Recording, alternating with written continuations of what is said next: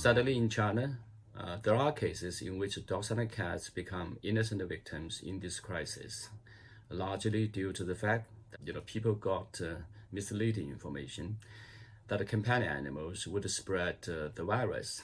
However, we still see cases or isolated cases in which dogs and cats are abandoned, and the grassroots officials conducted dog count on the street and in public places. This seems to be a limited number of cases, but are still hugely disturbing.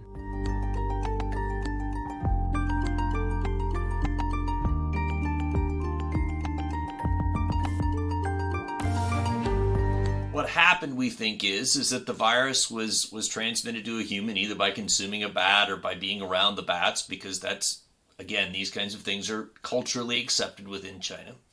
And then I think the assumption started to be made that all animals were infected with this. A virus to move from one species to another is a really rare event. It doesn't normally happen.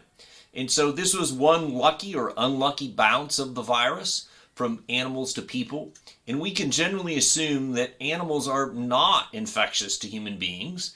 And this is a rare event, and only when it went to the human being, and then there's been human-to-human transmission. We don't really need to worry about that dog being a source or that cat being a source of infection for other people or for other animals.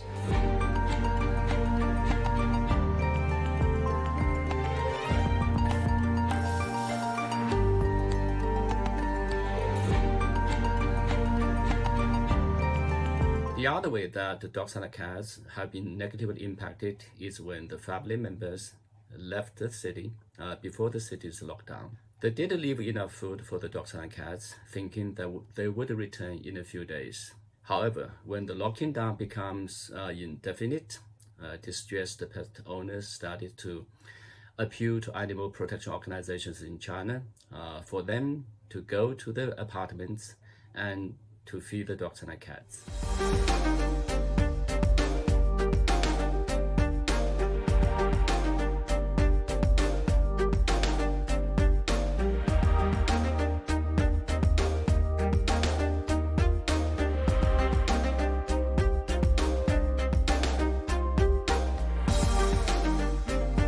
La Société protectrice des animaux recueille tous les mois plus de 3500 animaux. Pour le moment, les gens sont confinés, ils ne peuvent pas sortir de chez eux, donc ils ne peuvent pas venir adopter dans nos refuges. C'est comme un réservoir qui va se remplir avec les animaux qui vont sortir de fourrière et que nous ne pourrons pas faire adopter. Dans quelques jours, la situation va devenir vraiment dramatique.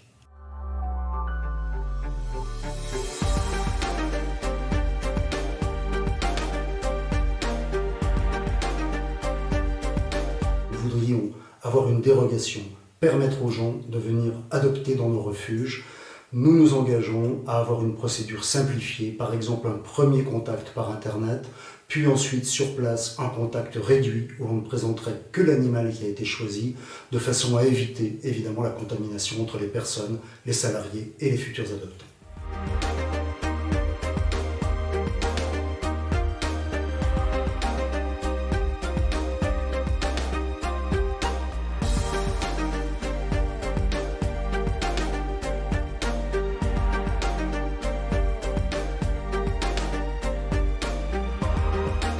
If you've been quarantined, then we need to think about that dog, just like everything that's in your house, that it needs to be quarantined as well, and we need to think very carefully.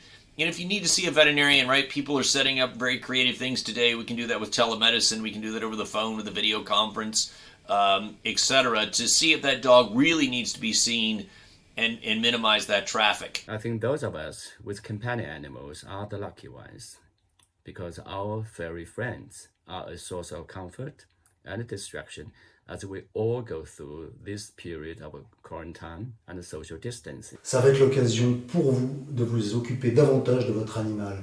Vous jouez avec lui à la maison et puisque le décret du 16 mars vous y autorise, vous prenez le collier, la laisse de votre chien et vous l'emmenez se promener davantage qu'à d'habitude autour du pâté de maison. Vous-même et lui serez absolument contents.